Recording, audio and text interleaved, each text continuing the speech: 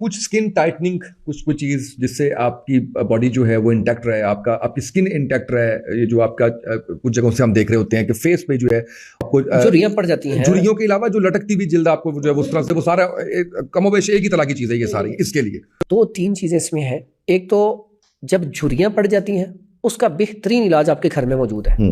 आप बाजार से अंडा लेके आए, अंडे को तोड़ें, जर्दी साइड पे कर दें, जो सफेदी है ना सिर्फ उसे लेके आप थोड़ा सा उसमें शहद मिला लें, कुछ नहीं करना, सिर्फ उसका मसाज किया करना डेली।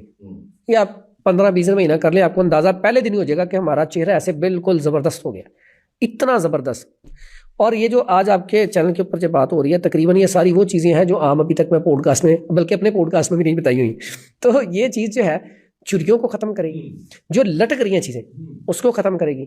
इसमें एक और चीज आती है, आपके पास कुछ नहीं है, शहद हो, 1 नंबर हो, देसी शहद, सिर्फ देसी शहद का मसाज करें, आपकी जिल्द लटकेगी नहीं। आप सिर्फ उसे आप रब कर लिया करें, मसाज कर लिया करें डेली।